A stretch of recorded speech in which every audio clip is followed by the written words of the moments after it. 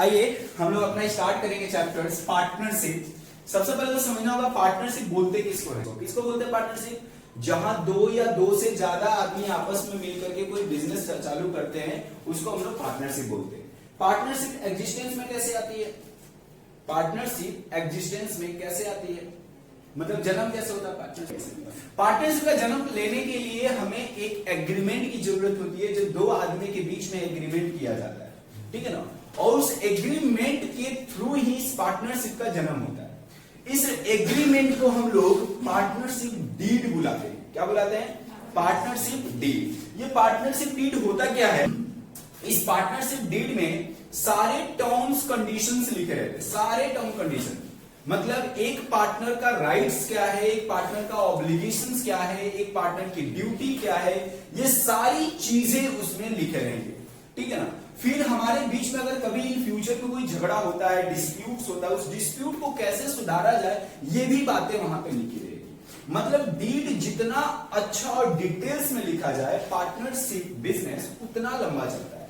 मतलब उस डीड में हर एक पॉइंट जहां डिस्प्यूट हो सकता है उसके बारे में क्लेरिफिकेशन हो तो डिस्प्यूट्स नहीं होगा। जैसे मान लो हम पार्टनरशिप के बिजनेस में आ गए और कल के दिन में 1 लाख प्रॉफिट हुआ, तीनों झगड़ा कर रहे हैं कि इसमें से 80,000 मेरा है और एक जन बोल रहा है इसमें से 80,000 मेरा है, समझ रहे हो। तो यहाँ पे बांट दिया जाएगी भाई, जब भी प्रॉफिट होगा तो हम लोग आपस में कैसे बांटेंगे, आधा आधा बांटेंगे या 2 हिस्सा एक जन लेगा, तीसरा हिस्सा एक जन लेगा, मतलब समझ रहे हो आप। हर चीज को बहुत क्लियरली वहां पे लिखा रहना चाहिए, तो इससे हमारा पार्टनरशिप लंबा चलता है। तो आइए पहले हम लोग डेफिनेशन देखते हैं।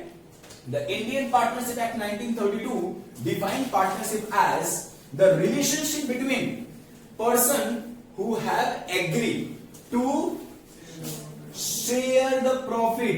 सबसे इंपॉर्टेंट बात, share the profit of business carried out or by all or for all or any of them acting for all। अरे सपोज आप बताना, मैंने आपको बोला चलो हम लोग क्रिकेट खेलते हैं, मैंने एक एग्रीमेंट बनाया कि चलो हम दोनों मिल करके क्रिकेट खेलेंगे। क्या ये पार्टनरशिप है? एग्रीमेंट है, हम और आप दोनों आदमी मिले, एग्रीमेंट किए कि हम लोग क्रिकेट खेलेंगे। क्या ये पार्टनरशिप है? हाँ या ना? नहीं, क्यों नहीं है?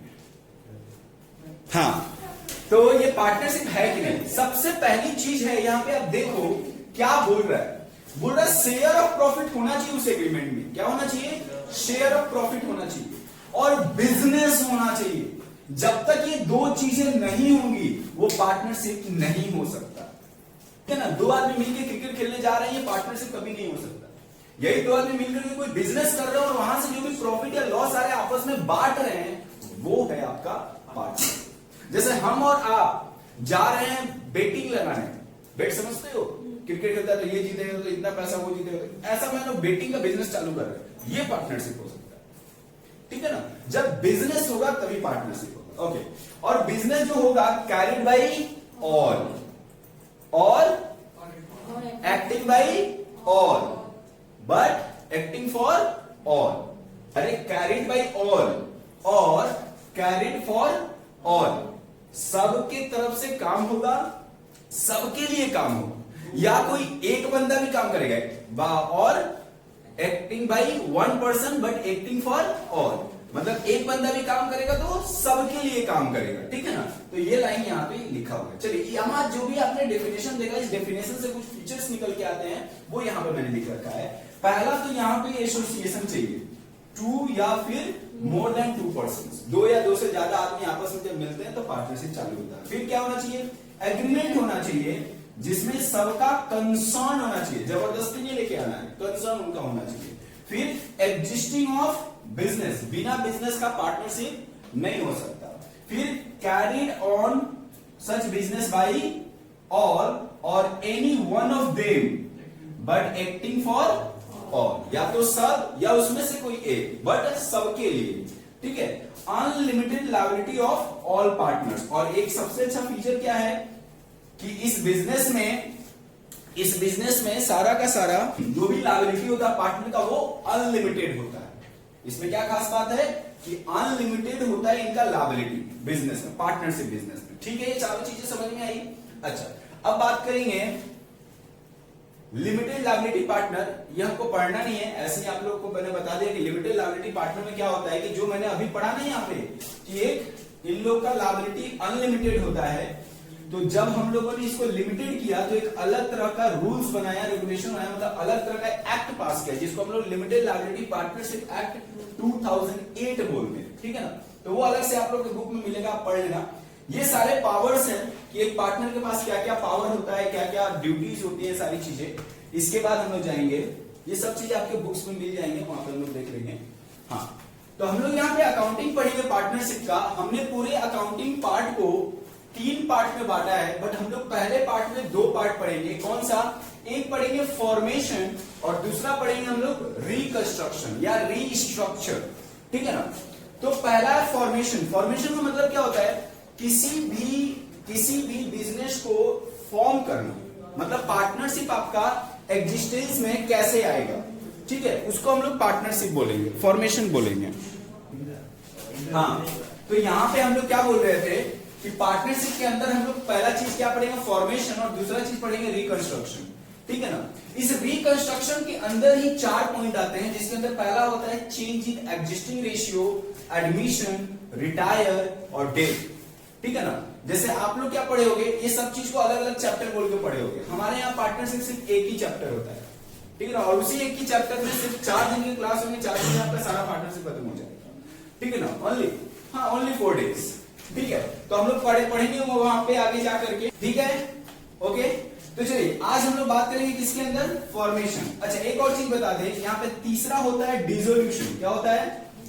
डिसोल्यूशन, जो कि आपका अलग से चैप्टर है, वो हम लोग अलग से पढ़ेंगे, इसलिए मैंने यहाँ पे उसको नहीं दिखाया है, ठीक है।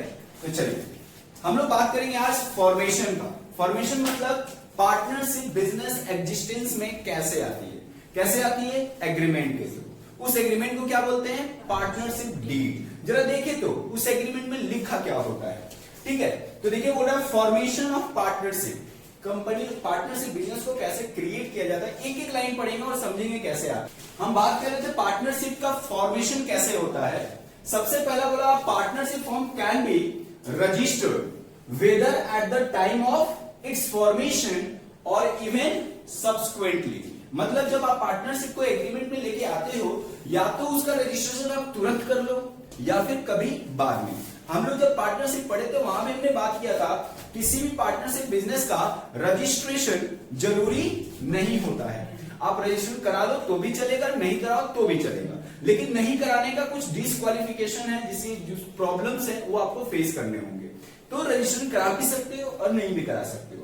You need to file an application with the registered of forms of area in which your business is located। जिस एरिया में आप बिजनेस करना चाहते हैं वहां के रजिस्टर्ड ऑफिस में जाकर के ये एप्लीकेशन फॉर्म फिलअप करोगे और बोलोगे कि मुझे रजिस्टर होना है पार्टनरशिप में, तो आपको रजिस्ट्रेशन हो जाएगा। फिर बोला application for a partnership registration should be include the following information. क्या क्या? Name of the place or any other place where business is carried on. फिर joining date of all partners in a form, full name and address of the partner and duration of the form। कितने सालों के लिए आप ये अपना business करना चाहते हो, या एट विल है। बहुत सारे टाइप्स ऑफ पार्टनरशिप हमने पढ़ा है, टाइप्स ऑफ पार्टनर, जिसमें एट विल होता है, एट स्पेसिफाइड डेट होता है, तो उसके हिसाब से हम लोग सब चीज उस डिटेल्स में देंगे। फिर बोला ensure that the following documents and prescribed fees are included with the registration application. उस रजिस्ट्रेशन एप्लीकेशन के साथ आप जो फीस लगता है वो भी हो, और जो भी डॉक्यूमेंट्स मैंने बोला वो सब डॉक्यूमेंट साथ में जाना चाहिए। कौन सा बाबू? अच्छा, every partner need to be verify and sign application, ठीक है। हर पेपर पे उनका सिग्नेचर होना चाहिए। Okay, application for registration in the prescribed form number 1, या बोलो आई। हम लोग बहुत लोग इसको आई भी बोलते हैं, फॉर्म आई, और बहुत लोग 1 भी बोलते हैं। तो जो भी फॉर्म आई है इसी में आपको फिलअप करके एप्लीकेशन देने होंगे। Duly filed affidavit certified copy of the partnership deed. क्या? पार्टनरशिप डीड, यही वो वर्ड हम लोग पूरे इसमें ढूंढ रहे थे, ये कहीं मिलेगा। तो क्या मिला? Partnership deed, that is agreement copy of between partner. Proof of ownership of the place of business और रेंटल और लीज एग्रीमेंट, मतलब अगर आप अपने घर में बना रहे हो अगर बिजनेस अपना, तो उसका ओनरशिप देना होगा, और अगर कहीं रेंट पे लेके रखे हो तो लीज एग्रीमेंट उसको देना होगा, ठीक है ना। Hence the most important point will comes from above that partnership deed. अब पार्टनरशिप डीड यहां पे बताया गया, क्या बोलते हैं उसको, पार्टनरशिप डीड के बारे में बताया कि partnership deed is normally an agreement between the partners about rights and responsibility of all partners to business operation, and it includes like profit and loss sharing ratio or other remuneration like salary, commission and other etc. जो भी हो, it helpful in preventing disputes। ये जो हमने partnership deed बनाया इसका क्या फायदा होता है, ये हेल्प करता है कि इसमें डिस्प्यूट होने से बचाने में, कि पहले ही किसी पॉइंट पर अगर बात हो गई है कि ऐसे ऐसे बटेगा या ऐसे ऐसे हम लोग काम करेंगे तो उसमें कोई डिस्प्यूट नहीं होगा। फिर बोला and this agreement over the role of each partner, किसको क्या करना है उसमें भी किसी तरह का डिसएग्रीमेंट या डिस्प्यूट नहीं होगा अगर पार्टनरशिप डीड है तो। So all the points will cover in this agreement about what they do with their duty, rights and responsibilities even in case of disputes. जरा नीचे कर लीजिए उसको। आपको समझ में आ रहा है मैं क्या बोला, तो पार्टनरशिप डीड जो हमारा होता है, पार्टनरशिप डीड क्या होता है, पार्टनरशिप डीड में हमारे सारे राइट्स, ऑब्लिगेशंस, ड्यूटीज, किसको क्या करना है, किसको क्या मिलेगा, किसको क्या नहीं मिलेगा, ये सारी बातें लिखी रहती है, ठीक है ना। मतलब यहां पे हमें पार्टनर्स को शेयर ऑफ प्रॉफिट मिलेगा कि नहीं मिलेगा, कहां लिखा है, डीड में लिखा है। अगर मिलेगा तो कितना मिलेगा, ये भी कहां लिखा है, डीड में लिखा है। इंटरेस्ट ऑन कैपिटल उसको देंगे कि नहीं देंगे, ये भी कहां लिखा है, डीड में लिखा है। इंटरेस्ट ऑन ड्रॉइंग कितना देना है, कितना नहीं देना है, ये भी कहां लिखा है, डीड में लिखा है। सारी चीजें डीड के अनुसार हमें करना है, एज पर आवर डीड। जो भी करना है डीड के हिसाब से करना है। अगर डीड में नहीं लिखा है तो क्या करेंगे, तो मैं आपको बोल रहा था कि अगर मेरा डीड बोले तो हम लोग किस किस बारे में बोलते हैं। सबसे पहले बोलेगा कि मेरा प्रॉफिट शेयरिंग रेशियो कितना है, तो जितना बोलेगा उतना हम देंगे। बोला 2:3:2 उस रेशियो में बांटेंगे, 5:3:2 उस रेशियो में बांटेंगे। और अगर दूसरा इंटरेस्ट ऑन कैपिटल बोला तो क्या करेंगे, जितना बोलेगा उतना देंगे। सपोज 5% बोला तो कितना देंगे, 5% इंटरेस्ट ऑन कैपिटल देंगे। 10% बोला तो कितना देंगे, 10% देंगे। और तीसरा इंटरेस्ट ऑन ड्रॉइंग्स बोला तो 6% देने के लिए तो कितना देंगे, 6% देंगे। अगर बोला 10% देने के लिए तो 10% देंगे कि देंगे। पार्टनरशिप ड्रॉइंग्स पे इंटरेस्ट देते हैं कि लेते हैं, लेते हैं कि देते हैं, लेते हैं, क्योंकि ड्रॉइंग्स पार्टनर विड्रॉ करता है तो उसको इंटरेस्ट देना पड़ेगा, तो बिजनेस को मिलता है। तो इंटरेस्ट ऑन कैपिटल हम देते हैं, इंटरेस्ट ऑन ड्रॉइंग हम लेते हैं, मतलब बिजनेस पार्टनर से लेता है। ओके। चौथा, अगर कोई भी अदर रेमुनरेशन लाइक मैं यहां लिख देता हूं सैलरी और कमीशन, अगर डीड में बोला है कि देना है तो देंगे। ओके। अच्छा, पांचवा interest on loan and advance, जितना डीड बोलेगा उतना परसेंटेज हम उसको इंटरेस्ट उसके ऊपर देंगे। अच्छा, ये क्या होता है मालूम है ना, जब मेरा पार्टनर कभी कभी शॉर्ट ऑफ कैश की वजह से बिजनेस में अपना पर्सनल अमाउंट क्या करता है, बिजनेस को दे देता है, ठीक है ना। और जितने दिनों तक वो बिजनेस में रहता है वो पैसा उसको एज अ लोन ट्रीट किया जाता है या एज अ एडवांस ट्रीट किया जाता है। जिस दिन रिफंड कर दिया जाएगा उस दिन फिर उसका लोन खत्म हो जाएगा। तो इस लोन पे इंटरेस्ट मिलेगा ना उसको, क्योंकि भाई वो अपना पैसा एक्स्ट्रा लगाया है तो उस पर इंटरेस्ट तो मिलना चाहिए। तो कितना मिलेगा, जितना डीड में लिखा गया। अच्छा, ये था एज पर डीड कि भाई जो डीड में लिखेगा वो हम उसको देंगे। आप समझ रहे हो। अच्छा, अगर मान लो डीड में कुछ भी नहीं लिखा, इन सारे बातों में साइलेंट डीड, क्या है, साइलेंट है, कुछ भी नहीं बोला डीड में कि प्रॉफिट से रेशियो क्या होगा नहीं बताया, फिर इंटरेस्ट ऑन कैपिटल कितना होगा, ये भी कुछ नहीं बताया। इंटरेस्ट ऑन ड्रॉइंग कितना होगा, ये भी नहीं बताया। फिर मेरा सैलरी रेम्यूनरेशन कुछ देना है कि नहीं देना है, कुछ नहीं बताया। Interest on loan and advance पे भी कोई बातें नहीं कही गई है। तो अगर कुछ भी नहीं बोला गया तो क्या करें? अगर डीड बोले तो डीड के अनुसार करेंगे। अगर डीड किसी बात पे साइलेंट है तो वहां पे एप्लीकेबल होता है पार्टनरशिप एक्ट 1932, है ना। ऐसे जबान से नहीं इक्वली हो जाता है या 1:1। वहां पे कौन है? पार्टनरशिप एक्ट है। और सेक्शन कौन सा है? कौन सा है? 4 है कि 13 है जगह बोर्ड पे? तो कौन सा एक्ट एप्लीकेबल होता है? 1932। अब ये 1932 जब एप्लीकेबल होता है तो ये बोलता है प्रॉफिट सेलिंग रेशियो क्या होना चाहिए? इक्वली होना चाहिए। अच्छा, इक्वल का मतलब क्या 1:1:1 होता है ना? क्या 2:2:2 होता है? तो आपके दिमाग में हमेशा ये क्यों रहता है कि पार्टनरशिप रेशियो 1:1:1 होता है?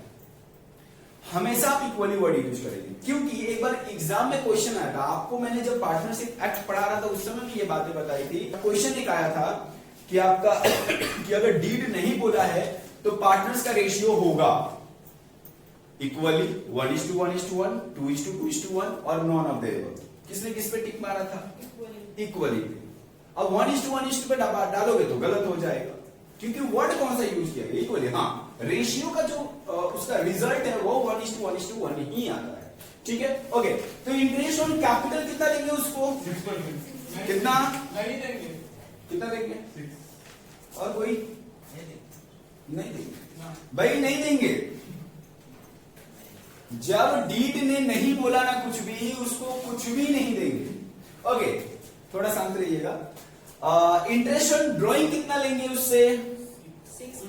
6%। और कोई? 6%। और कोई? अच्छा, इस पर नहीं लेंगे भाई, नहीं लेंगे। जब तक डीड नहीं बोलेगा इंटरेस्ट ऑन ड्रॉइंग्स नहीं लेंगे। अदर रेम्यूनरेशन, सैलरी, कमीशन कितना देंगे? कुछ नहीं देंगे। क्या करेंगे? ये भी नहीं देंगे। अच्छा, interest on loan and advance कितना देंगे? 6%। कितना? 6%। अगर नहीं बोला तो 6%। अच्छा, सपोज हाँ जी, वो अपना कैपिटल की एक्स्ट्रा पैसा दिया है तो भाई अलग से पैसा लगाए तो उसका हक बनता है उस पर पैसा का इंटरेस्ट देना। ठीक है ना? ओके, बाद बाकी आपका बिजनेस का पार्ट है। कैपिटल के बिना बिजनेस नहीं, तो कैपिटल आपको देना पड़ेगा। ड्राइंग्स, आपका घर नहीं चल सकता तो ड्राइंग्स लेना पड़ेगा। ठीक है ना? सैलरी, कमीशन नहीं देंगे क्योंकि आपका काम है वो काम करना बिजनेस में, इसलिए ये सब जरूरी नहीं है। बट अगर अलग से आपने पैसा दिया है उस पर आपको इंटरेस्ट मिलना चाहिए। ओके, अच्छा, तो हम बात कर रहे थे कि अगर डीड जितना बोले उतना देंगे और नहीं बोले तो ये वाला एप्लीकेबल हो जाएगा कि एक पीएसआर इक्वली होगा और एक लोन 6% देंगे। इसके अलावा कुछ भी नहीं देंगे, हमेशा याद रखना। एक पीएसआर इक्वली और लोन पे 6% इंटरेस्ट, इसके अलावा उसको हम कुछ भी नहीं देंगे। ओके, सपोज यहां पे बोला है 8% देंगे और डीड मेरा डीड बोल रहा है पार्टनरशिप एक्ट, आप समझ रहे हो ना, एक्ट जो पूरे इंडिया में एप्लीकेबल होता है, वो बोल रहा है 6%। तो बताओ उसको देंगे कौन सा, 6% ना 8%? 8%। भाई एक्ट से ऊपर जा सकते हैं क्या? जा सकते हैं। आप भूल गए पार्टनरशिप एक्ट जब मैं पढ़ा रहा था, उसमें मैंने बोला था कि ये सब जो पार्टनरशिप है ये कॉन्ट्रैक्ट के अंदर आता है और contract act is a private law. कौन सा लॉ? Private law. अगर डीड में मैंने यहां बोला 20% इंटरेस्ट देंगे तो देंगे। जब हम दोनों रेडी हैं तो गवर्नमेंट कौन होता है मुझे रोकने वाला? हम अपने घर को पूरा लुटा दे लोगों में फ्री में, कौन होता है गवर्नमेंट रोकने वाला? आप समझ रहे हो मैं क्या बोल रहा हूं?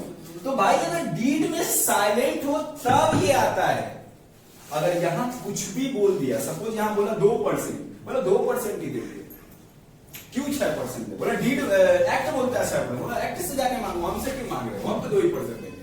अब समझिए, क्योंकि जब आपके साथ मेरा एग्रीमेंट हो रहा था उस समय आप इस बात के लिए एग्री हुए थे, तो अब मैं क्यों ज्यादा या कम लूं या क्यों कम लूं? मान लो ये 8% है, मेरे को 2% 6% है, मैं क्यों 2% कम लूं? क्योंकि आप रेडी हो तो भाई मेरे को उस समय 20% देने के लिए, तो मैं क्यों कम लूं? आप समझ रहे हो? ओके, तो ये आपका मैंने ऐसा लिखा है, इसको आओ आपके बुक में मैं दिखाता हूं कैसे लिखा हुआ है ये सारी चीजें। तो देखो यहां पे क्या लिखा हुआ है एक्ट के अंदर। एक्ट के अंदर लिखा है absence of partnership deed and disagreement between the partner. पहला चीज कि आपका वो अब्सेंट हो डीड के अंदर वो बातें, ठीक है ना, और इसके बाद डिसएग्रीमेंट होना चाहिए। डिसएग्रीमेंट का मतलब दोनों में मतलब एक जैसे वो लोग नहीं सोचते हैं। जैसे मान लो मैंने डीड में नहीं लिखा था 6% देंगे, ठीक है ना, मैंने डीड में कुछ नहीं लिखा है कि इंटरेस्ट ऑन कैपिटल देंगे, लेकिन हम दोनों मिलकर रेडी हो गए कि चलो तुमको 10% इंटरेस्ट देंगे। हम दोनों रेडी हैं, दोनों ही पार्टनर हैं। तो बताओ ये एक्ट एप्लीकेबल होगा क्या? बोला नहीं होगा, क्योंकि दोनों जन रेडी हैं, एग्री हैं। जब दोनों में एग्री नहीं होंगे ना, डिसएग्रीमेंट होगा, तब जाकर के सेक्शन 13 है, 4 नहीं है, section 13 of Indian partnership act 1932 apply होगा, ठीक है ना। और ये जब अप्लाई होगा तो ये अप्लाई में सबसे बोला प्रॉफिट शेयर रेशियो क्या होगा भाई? इक्वली। तो आपका जो बुक मिलेगा उसमें ऐसे ही ब्लैंक जगह रहेंगे, आपको उसको फिलअप करने होंगे। फिर इंटरेस्ट ऑन ड्रॉइंग कितना देंगे? नो। कमीशन टू पार्टनर कितना देंगे? No. Any other remuneration to partner कितना देंगे? नो। इंटरेस्ट ऑन कैपिटल कितना देंगे? नो। सैलरी टू पार्टनर कितना देंगे? नो। इंटरेस्ट ऑन पार्टनर कितना देंगे? नो। 6%, ठीक है। तो याद आपको रहना चाहिए कि आपको सब जगह मालूम इतना क्यों दोनों लिखा हूं, याद रहेगा, सब चीज नोट था। सिर्फ 2 चीज ही है, एक पार्टनरशिप का शेयरिंग रेशियो और दूसरा interest on loan and advances, ठीक है। अब हम लोग आगे चलते हैं। आप लोग क्लास 11 में फाइनल अकाउंट पढ़े हो ना, वो तो सबको याद होगा। अभी जो फाइनल अकाउंट पढ़े हो, किसी को पता है क्या वो फाइनल अकाउंट किसका था? ज्वाइंट स्टॉक कंपनी का था कि पार्टनरशिप का था या सोल प्रोप्राइटरशिप का था? सोल प्रोप्राइटरशिप का था। बोला सर उसमें हम लोग सिर्फ ट्रेडिंग अकाउंट बनाते थे। क्या बनाते थे? Trading account and PL account. जब मेरा ट्रेडिंग खत्म होता था तो हम पीएल बनाते थे, और जब पीएल खत्म होता था तो बैलेंस शीट बनाते थे। मतलब यहां पे जो भी नेट प्रॉफिट आता था, क्या आता था? Net profit. यहां से सीधा कहां जाता था? कैपिटल में ऐड होता था, ठीक है ना। बोला अब नहीं होगा। बोला क्यों नहीं होगा? बोला पहले एक ही आदमी था, मालिक एक ही आदमी था, तो इस प्रॉफिट को बांटने का कोई झंझट था क्या? नहीं, जो भी प्रॉफिट है भाई उसी का है, लॉस हुआ उसी का है, सीधा जाओ कैपिटल में ऐड या लेस कर दो डिपेंडिंग ऑन की लॉस है या प्रॉफिट है।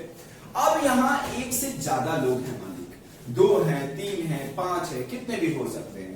तो अगर मान लो यहां इस प्रॉफिट में 2 जन हैं, तो ये प्रॉफिट में 2 आदमी का पैसा है, तो बताओ डायरेक्ट कैपिटल में ऐड कर दे क्या? नहीं, इसको बांटने के लिए मुझे एक अलग अकाउंट ओपन करना होगा, और वो अकाउंट मैं इसके बाद कंटिन्यू करूंगा। तो ये अकाउंट हमारा यहां पे आएगा, और ये नेट प्रॉफिट लिख, यहां पे क्या लिखेंगे? बाई नेट प्रॉफिट, और जो अमाउंट यहां पे आया वो अमाउंट यहां पे कैरी ऑन, और इसको बोलते हैं profit and loss appropriation account. क्या बोलते हैं? Profit and loss appropriation account. क्यों बोलते हैं भाई प्रॉफिट लॉस एप्रोप्रिएशन? एप्रोप्रिएशन का मतलब क्या होता है कि जिसका जितना हिस्सा होना चाहिए एप्रोप्रिएटली उसको दे दो। जिसका जितना हिस्सा चाहिए उसको एप्रोप्रिएट डिस्ट्रीब्यूशन करना है इस अकाउंट में। क्या करना है? Appropriate distribution of profit. इसी वजह से इसको बोलते हैं profit and loss appropriation account. Otherwise इसका कुछ नाम कुछ और होता।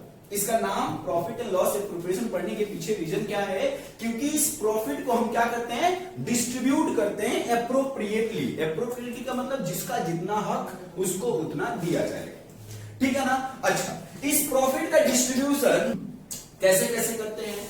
एक बोलते हैं भाई आपको हम इंटरेस्ट ऑन कैपिटल देंगे। क्या देंगे? इंटरेस्ट ऑन कैपिटल, क्योंकि आपने कैपिटल बिजनेस में डाला है और इतने दिन से आपका पैसा यहां बिजनेस में पड़ा हुआ है और काम कर रहा है, तो उस पर कुछ इंटरेस्ट बनता है। तो जो इंटरेस्ट में बनता है हमारे डील में लिखा हुआ होगा, उसके हिसाब से हम उसको क्या करेंगे, इंटरेस्ट देंगे। आप समझ रहे हो? अगर मान लो कोई पार्टनर बिजनेस में काम कर रहा है, भाई दिन भर खटता है, या तो सेल्स डिपार्टमेंट में होगा, या तो परचेज डिपार्टमेंट में होगा, या फिर मैनेजमेंट के पोस्ट पे बैठा होगा, कहीं तो बैठे के काम तो कर रहा होगा। तो भाई काम करने का पैसा लगता है। अगर वो नहीं बैठे तो किसी बंदे को बैठाएगा, वो अपना सैलरी लेगा। आप समझ रहे हो? तो अगर वो उसको किसी बाहर वाले को नहीं बैठाएगा, खुद बैठ रहा है, तो उसका सैलरी बनता है कि नहीं बनता है? तो उसको हम क्या देंगे, टू सैलरी देंगे, है ना। और कोई बंदा अगर एक्स्ट्रा बिजनेस के लिए काम कर रहा है तो उसको कमीशन भी देंगे। क्या देंगे? कमीशन भी देंगे। समझ में आ रहा है आप लोग को? अच्छा, अगर पार्टनर ने ड्राइंग्स किया है तो कायदे से अगर मैं इंटरेस्ट ऑन कैपिटल पे इंटरेस्ट दे रहा हूं तो भाई ड्राइंग पे इंटरेस्ट लेना नहीं चाहिए। तो इसीलिए हम उससे क्या करते हैं, इंटरेस्ट ऑन ड्राइंग्स उससे वापिस लेते भी हैं, ठीक है ना। और अगर कुछ चीजें अगर देनी है तो हम लोग कहां करेंगे, यहीं पे देंगे। सारे चीज देने के बाद जो भी प्रॉफिट मेरे बच जाते हैं, उस प्रॉफिट को हम लोग पार्टनर्स को शेयर ऑफ प्रॉफिट बोल करके बांट देंगे, मिस्टर ए को, मिस्टर बी को, मिस्टर सी को। आप समझ रहे हो? जो भी हमारे बीच में रेशियो डिसाइड हुआ होगा, ठीक है ना। एक चीज यहां पे मैंने नहीं लिखा है, कभी कभी किसी बिजनेस में अपने फ्यूचर सेफ्टी के लिए हम लोग रिजर्व क्रिएट करते हैं। क्या क्रिएट करते हैं? रिजर्व क्रिएट करते हैं। तो यहां पे हम लिखते हैं टू रिजर्व, ठीक है ना। ये साइड में पैसा पार्टनर को नहीं बांटते, इसको साइड में हमारे बिजनेस में रखा जाता है ताकि फ्यूचर में किसी काम में लाया जा सके। तो ये समझ में आ रहा है? ओके, तो मैं एक क्वेश्चन पूछना चाहता हूं आपसे। कि एक बात बताना, बिजनेस के लिए ध्यान से समझना, मैं क्वेश्चन जो पूछना चाह रहा हूं, बिजनेस के लिए ये सारी चीजें खर्चे हैं या इनकम?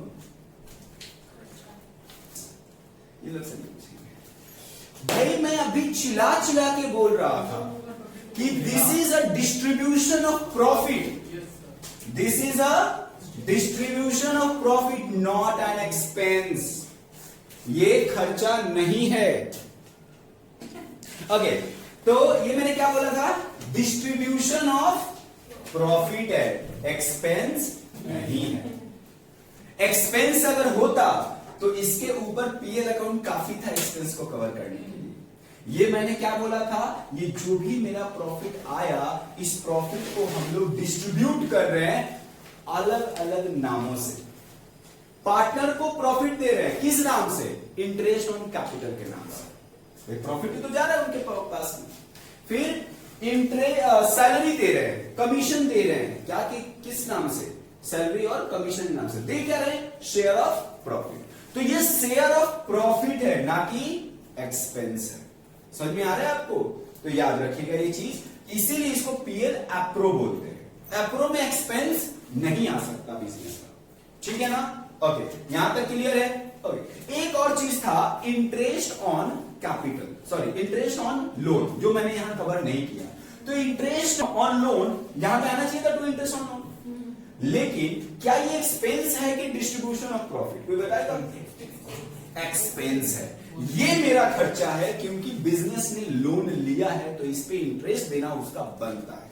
इसीलिए हम लोग इसको पीएल के आइटम में रखते हैं, यहां पे नहीं रख सकते। बट क्या है ना कि आपके एग्जाम में जब क्वेश्चन आते हैं तो वो यहां का तो पार्ट देता ही नहीं बनाने को, डायरेक्टली ये देता है और वहां पे आपको इंफॉर्मेशन देगा। तो हमारा काम क्या होगा, हम नेट प्रॉफिट पहले अंदर में लिखेंगे, क्योंकि दूसरा पेन से लिखते हैं ताकि आपको समझ में आए। नेट प्रॉफिट हम पहले अंदर में लिखेंगे और फिर इंटरेस्ट ऑन लोन यहां पे माइनस करके डायरेक्टली आउटर कॉलम। इससे क्या हो गया कि मैंने पीएल में ही घटा के रखा है, उसके बाद मेरा नेट प्रॉफिट आया। क्लियर है सबको? एकदम अच्छा से। तो अब मुझे बताओगे आप लोग जर्नल एंट्री इन सब चीज का क्या होगा? ठीक है, बहुत मेहनत किया है मैंने आप लोगों के पीछे जर्नल एंट्री के लिए। तो जरा शुरुआत हो जाए। तो पहला एंट्री है इंटरेस्ट ऑन कैपिटल का एंट्री बताइए। इंटरेस्ट ऑन कैपिटल, ओके एक सेकेंड। हाँ, तो आपको मैंने बताया profit and loss appropriation account जो होगा यहाँ पे कैसा फॉर्मेट होगा, मैंने फॉर्मेट दिखाया था आपको कि आपका टी फॉर्मेट होता है, यहाँ पे नेट प्रॉफिट लिखते हैं, बाय इंटरेस्ट ऑन ड्रॉइंग होता है, यहाँ पे क्या इंटरेस्ट ऑन कैपिटल देते हैं, पार्टनर का अदर रेम्यूनरेशन जैसे सैलरी कमीशन और सारी चीज देंगे, तो यहाँ पे टी बोल करके लिखेंगे। हाँ कौन सा हेडिंग, मतलब वो पार्टनर रेम्यूनरेशन लिखने के बाद सब लिखना है? नहीं, आप ऐसे डायरेक्ट सैलरी लिख सकते हो, मैंने ऐसे लिखा। फिर जनरल रिजर्व कभी कभी डिस्ट्रीब्यूट हम लोग साइड करके रखते हैं, ओके। इसके बाद शेयर ऑफ प्रॉफिट हम लोग बांट करके रखते हैं, ठीक है। तो ये हमारा फॉर्मेट अभी जो मैंने यहाँ पे लिखा हुआ था वही फॉर्मेट यहाँ पे बना हुआ है, बट मैं अब आपको क्या बोल रहा हूँ, आपको जर्नल एंट्री के बारे में पूछ रहा हूँ। तो जर्नल एंट्री सबसे अच्छी बात ये है आप लोगों का कि आप लोग को चोरी करना भी मैंने सिखाया था, वो भी याद नहीं है, ठीक है ना। तो मैं क्या बोल रहा हूँ, जर्नल एंट्री आपको चोरी करनी भी नहीं है, कम से कम इतना तो देख सकते हो भाई, profit and loss account debit to interest on capital, इतना भी नहीं दिखता है। दूसरा partnership profit and loss appropriation account debit to salary, profit and loss account debit to commission, profit and loss account debit to general reserve, interest on drawing account debit to profit and loss, ये भी करने नहीं आता आप लोगों को। Very good, इतना भी आप लोगों को करने नहीं आता है। तो पहले अगर इतना कर लो तो मेरे पास यहाँ टोटल कितने एंट्रीज हैं, 8 के अंदर सबसे पहला एंट्री क्या आपका होना, profit and loss appropriation account debit to interest. अच्छा एक बात बताओ, इंटरेस्ट ऑन कैपिटल एक तरह से बिजनेस में एक्सपेंस में नहीं बोल रहा हूं, बट एक्सपेंस की तरफ तो ट्रीटमेंट तो होती है ना, एक तरह से एक्सपेंस की तरह ट्रीटमेंट तो किया जाता है थोड़ा बहुत, तभी तो डेबिट में आएगा। तो ये एक्सपेंस तो डेबिट होता है, बट आपके जर्नल एंट्री में तो यहाँ क्रेडिट हो गया, कुछ गड़बड़ लग रहा है हमको, मतलब एंट्री कुछ गड़बड़ है, एक कोई एंट्री मिसिंग है, क्योंकि ये तो सेकंड एंट्री है। फर्स्ट एंट्री क्या है, हाँ जी, कैश अकाउंट यहाँ होगा भी नहीं है, क्योंकि पार्टनर्स को हम लोग क्रेडिट देते हैं, कैश नहीं। आइए मैं बता देता हूं इतना से पहला एंट्री। अच्छा इसको जरा ऊपर लेके जाइए, मैं उसी में लिखूंगा। आइए मैं बता देता हूं आठ एंट्री, हम लोग को समझ में आ गया आप लोगों के बारे में। बस पहला एंट्री क्या है, इंटरेस्ट ऑन कैपिटल। तो भाई इंटरेस्ट ऑन कैपिटल पार्टनर का बेनिफिट होना चाहिए, तो उसके कैपिटल में ऐड होना चाहिए, मतलब interest on capital account debit. क्यों डेबिट, क्योंकि भाई एक तरह से खर्चा है, मैं पूरा खर्चा नहीं बोल रहा हूं, फिर से मैं बता रहा हूं, ये डिस्ट्रीब्यूशन ऑफ प्रॉफिट है, ठीक है ना, बट एक्सपेंस की तरह ट्रीट होता है। और 2 पार्टनर्स कैपिटल, क्या कैपिटल, पार्टनर्स कैपिटल अकाउंट। क्यों इसका क्रेडिट हुआ अकाउंट, क्योंकि उसके पार्टनर के कैपिटल को इंक्रीज करना है, क्रेडिट है ना भाई, कैपिटल इंक्रीज करना है, तो इंक्रीज करना है तो क्रेडिट करना पड़ेगा मुझे। क्लियर है यहां तक, ओके। इसके बाद ये जो एंट्री है ना, वो profit and loss appro account debit to interest on capital. ये क्यों ऐसा हुआ, क्योंकि यहां पे मैंने दिया और यहां पे मैंने यहां से निकाला, मतलब चार्ज किया, किसके ऊपर, प्रॉफिट एंड लॉस एप्रोप्रिएशन के ऊपर, ठीक है ना। डिस्ट्रीब्यूशन जो कर रहे हैं कहां से निकाल के कर रहे हैं, यहीं से कर रहे हैं ना, तो मैंने ये एंट्री किया। क्लियर है, ओके। दूसरा एंट्री सैलरी देंगे, कमीशन देंगे और बहुत सारी चीजें देंगे तो उसकी भी एंट्री ऐसी होगी, क्या, सैलरी अकाउंट डेबिट या commission account debit to partners capital account, ताकि उनके कैपिटल को मैंने डिस्ट्रीब्यूट कर दिया। फिर तीसरा एंट्री क्या होगा, सॉरी ये तीसरा है और ये चौथा है। चौथा एंट्री क्या होगा, profit and loss appropriation account, profit and loss appropriation account debit to salary commission और अदर रेम्यूनरेशन। क्लियर, समझ में आ रहा है आप लोगों को, ओके। अब आते हैं इंटरेस्ट ऑन ड्रॉइंग की तरफ। तो इंटरेस्ट ऑन ड्रॉइंग की एंट्री क्या होगी बताइए, पार्टनर्स कैपिटल अकाउंट डेबिट। क्यों भाई डेबिट कर दिया, क्योंकि इस पर पैसा मुझे वापिस ले रहे, इंटरेस्ट ऑन कैपिटल मुझे उसे लेना है ना, तो लेना है तो उनके कैपिटल को मुझे डेबिट करना होगा।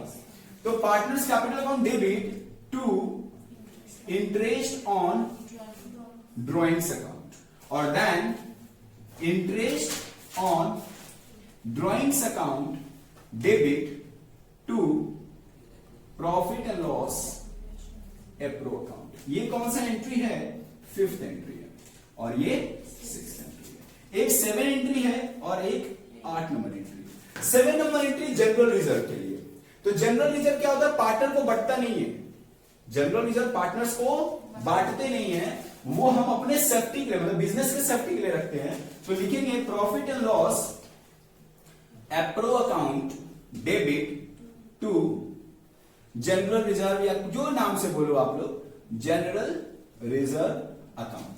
और लास्ट में profit and loss appro account debit, appro account debit to share of profit. क्या?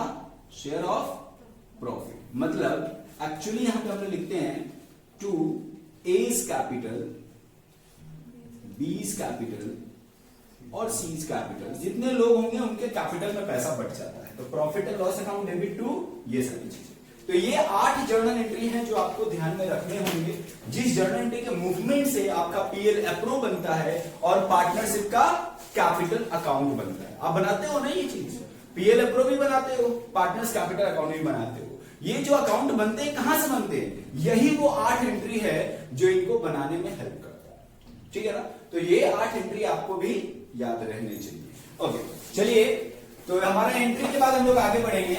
मैं इसको मिटाता हूं। अच्छा, एक बात बताओ, पीएल एप्रोप्रिएशन अकाउंट में आपने जो भी चीजें देखी, पीएल एप्रोप्रिएशन में आपने जो भी चीज देखा अभी तक, उसके अंदर सबसे इंपॉर्टेंट पॉइंट आपको दिख रहा होगा इंटरेस्ट ऑन कैपिटल। उसके एक एक एलिमेंट्स को आप पढ़ेंगे हम। तो इंटरेस्ट ऑन कैपिटल कैसे कैलकुलेट करते हैं, क्या कैलकुलेशंस होती है, वो सारी चीजें हम लोग बात करेंगे। ठीक है? तो इंटरेस्ट ऑन कैपिटल, जैसे मैं आपको बताऊं कि सपोज 1 अप्रैल 2019 को मिस्टर ए ने 1 लाख रुपए क्या किया है, कैपिटल में डाला है। ध्यान से देखना, आपको इंटरेस्ट ऑन कैपिटल कैलकुलेट करना है। कैपिटल भी डाला है, कैपिटल की तौर पे डाला है, कैपिटल डाला है, कैपिटल भी डाला है, यानी पहले नहीं कैपिटल एज अ कैपिटल डाला है। ओके, अच्छा, तो मिस्टर ए 1/4/2019 1 लाख रुपए डाला है और फिर मिस्टर बी ने 1,50,000 डाला है। और इंटरेस्ट ऑन कैपिटल का रेट है सपोज 12% पर एनम। तो आपको बताना है ऑन 31 मार्च 2020 को इंटरेस्ट ऑन कैपिटल कितना हुआ।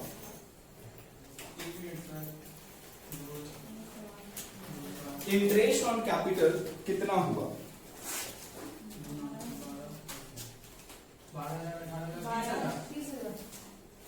30,000। दोनों साल की का है। 30,000। तो चलिए जरा आप क्वेश्चन इनको दिखा दीजिए और आप लोग सॉल्व करें। मैं इसको मिटाता हूं। सब लोग टैलेंटेड पढ़ रहे, कोई बात नहीं। Question example number 1, solve it फटाफट। बोर्ड पे दिख रहा है, आप लोग सॉल्व करोगे। ओके, तो आइए मैं आगे चलता हूं, जरा इस एग्जांपल को मैं कंटिन्यू करूं। ओके, आइए मैं आपको दिखाता हूं क्वेश्चन को किसने किस तरह से सॉल्व किया है। आप लोगों की तरह भी मैं सॉल्व करूंगा, जिन्होंने अलग तरीके से किया वो उनकी भी तरह सॉल्व करूंगा और मैं अपनी तरह भी सॉल्व करूंगा। पहला यहाँ पे आप लोगों ने कैसे किया होगा, देखो, मिस्टर ए, मैं सिर्फ किसको करूंगा, मिस्टर ए को, बी और सी आप करोगे, ठीक है ना। तो मिस्टर ए की मैं बात कर रहा हूं, आपने कैसे कैसे किया होगा, किसी ने किया होगा कि सर 1 लाख रुपए उसने पूरी बिजनेस में 12 महीने रखा है ना, और परसेंटेज कितना है 12%, तो इंटरेस्ट कितना हो गया 12,000 रुपए। उसने एडिशनल कैपिटल कितना डाला है 20,000 रुपए। तो अलग से आपने किया होगा सर 20,000 रुपए किस तारीख को डाला है, डेट बताना जरा। जुलाई, तो जुलाई, अगस्त, सितंबर, अक्टूबर, नवंबर, दिसंबर, जनवरी, फरवरी, मार्च तक का है ना। ओके, तो कितने 9 मंथ्स। तो ये आपके बिजनेस में कितना रहा 9 मंथ्स, और परसेंटेज कितना 12, जरा बताना कितना आ रहा है 1,800 रुपए, 1,800।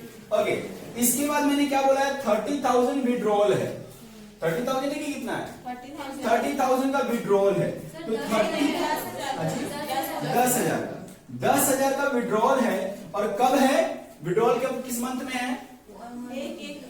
1/1/2018, मतलब जनवरी फरवरी मार्च, 3 मंथ्स के लिए विड्रॉल है। तो इंटू 3/12 इंटू 12% इक्वल टू जरा कितना आता है बताइए, कितना आता है? 300। बट ये वाला माइनस होगा, क्यों? क्योंकि ये विड्रॉल है, क्योंकि ये विड्रॉल है। तो जरा बताइए कितना आ गया? 13,500। सबका आंसर यही है क्या? तो ये ध्यान रखो, 13,500। ये एक तरीके का सॉल्यूशन है। दूसरा मैं एक और तरीका बता रहा हूं। आपने ऐसे भी किया होगा कि मेरा 1 लाख रुपए बिजनेस में कितना दिन रहा है भाई? 1 तारीख से लेकर के 1 अप्रैल से लेकर के, इसका डेट बताना, जुलाई, 1 जुलाई तक, मतलब 1 लाख रुपए विदाउट एनी डिस्टरबेंस। कितना दिन रहा?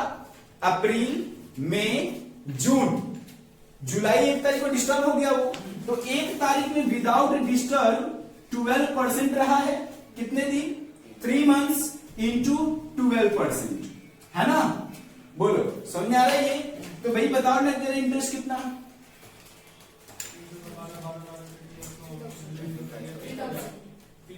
3,000। ये ठीक है। अच्छा, इसके बाद हमारा कैपिटल डिस्टर्ब होकर के कितना बन गया? 1,20,000, क्योंकि 20,000 एडिशन हुआ, तो 1,20,000 हो गए। 1,20,000 का जो इंटरेस्ट था, कितने दिन रहा है विदाउट डिस्टर्ब? जुलाई, अगस्त, सितंबर, अक्टूबर, नवंबर, दिसंबर, जनवरी में फिर डिस्टर्ब हुआ 1 तारीख को। तो 6 महीने विदाउट एनी डिस्टर्बेंस वो हमारे यहां रहा है।